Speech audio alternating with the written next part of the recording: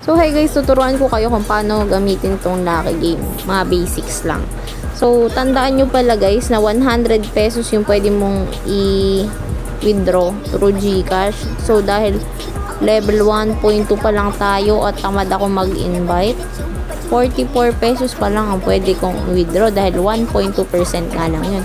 Tsaka guys, kung mag-withdraw kayo ng tres, huwag nyo lang nawi-withdraw nga yan. Nasubukan ko na. Sayang kasi, magpataas na muna kayo ng level. Yung tres mo, 300 din yun. So, ayun guys, tandaan nyo, huwag nyo muna agad i-withdraw kasi malilimas talaga yun. Kaya kailangan, pataas muna kayo ng level bago kayo mag-withdraw. Kasi tandaan nyo, nawi-withdraw talaga yan through Lazada.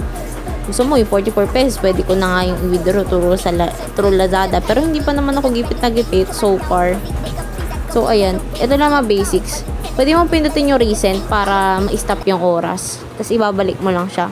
So, minsan, ang tricks ko kasi, yung, kunyari, yung sa kabilang box, wala pa. Tandaan nyo na bawal horizontally tsaka vertically. Pataas pababa. Dapat magkakaiba yan. Ayan o.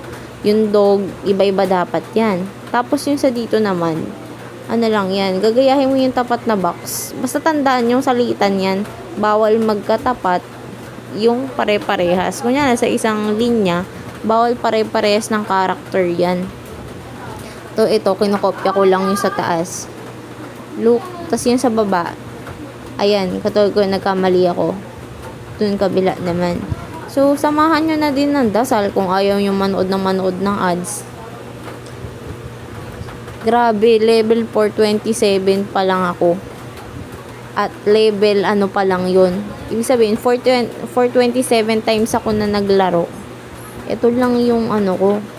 Level 22 pa lang ako, no? So, siguro aabot kayo ng 2 buwan nito kung kasing tamad ko kayo.